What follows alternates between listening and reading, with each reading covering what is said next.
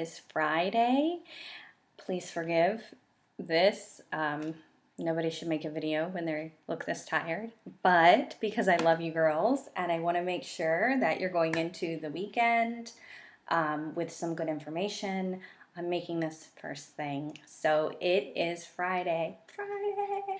And so it's the weekend, and I know for many of us, the weekend brings a lot of opportunity to eat poorly, to sabotage the efforts that we've made all week.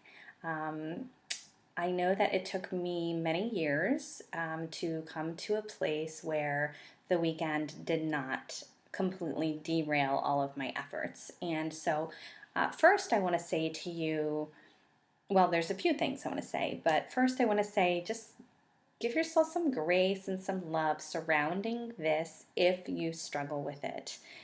You get another chance. Like at the end of every week, you get another chance, right? To try again. That's the great thing. So one of the things that I have found that is really, really helpful is to go into your weekend with some kind of plan.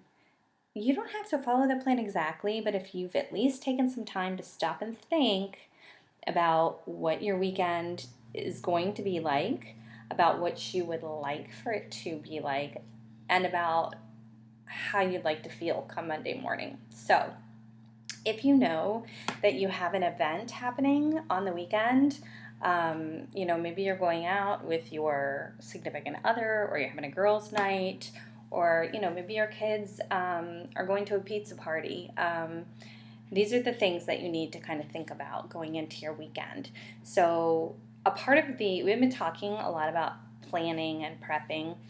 A lot of the planning and prepping work that we've done can come in here. If you have been really good this week, then it's a little easier to have some wiggle room on the weekend. That's why I like to try during the week to really behave so that on the weekend I can be a little more relaxed. Now, that doesn't mean I go hog wild, although it did used to mean that. But it just means that for one meal on the weekend, I'm going to have whatever I want. I like to call that my reward meal. I used to call it a cheat meal, but that really sounds negative, and I don't enjoy that. As a matter of fact, actually, I lied. I also stopped calling it a reward meal. See, I said it though because it's habit still. I like to call it a flex meal because cheat sounds negative, reward sounds like I'm rewarding myself for it, and I don't really like either. There's some judgment there, and a lot of our issues surrounding food are linked to our emotions and our judgments surrounding them. So I like to try to get those out of there because they just don't serve us. So for my flex meal, a lot of times that'll be out at a restaurant. I love going out to eat, and what I recommend is that you look up, if you know what restaurant you're going to, jump online, look at their menu. Most places have a menu online, and if you go knowing what you're going to order, chances are really good that you're going to stick to that. It's going to be a lot easier not to get distracted once you get there and you're starving to make some kind of poor choice. However, if it's your flex meal, you can feel free to have whatever you want, dessert included. I generally have a glass of wine when I go out to dinner. My dog just joined me. I generally have a glass of wine when I go out to dinner.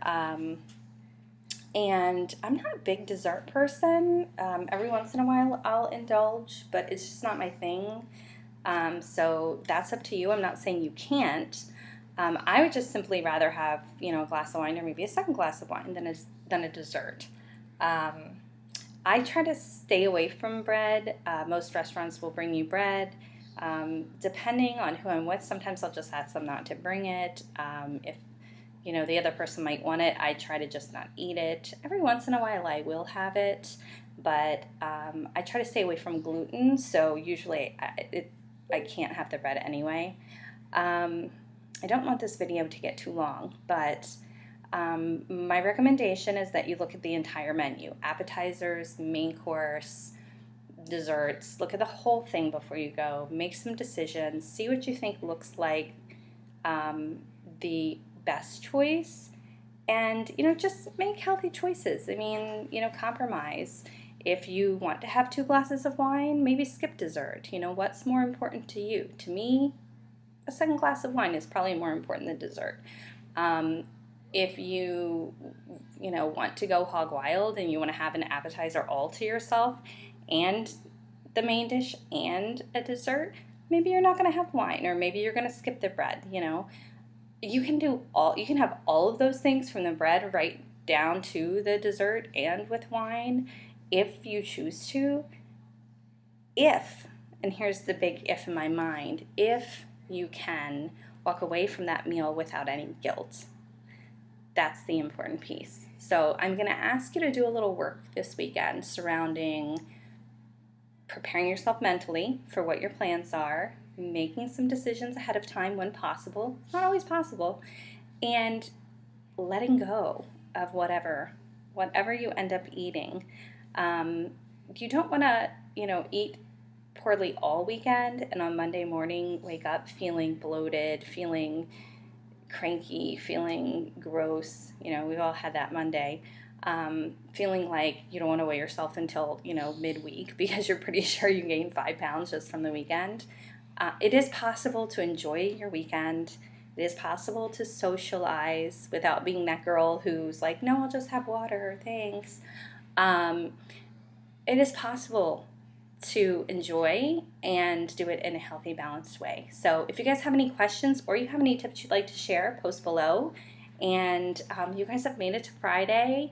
This is a 5-day challenge, so I am going to have some stuff for you guys this weekend just as an added bonus. I've enjoyed it so much. I hope you've gotten something out of it, and we will still connect throughout the weekend if you're game. So happy Friday, everybody.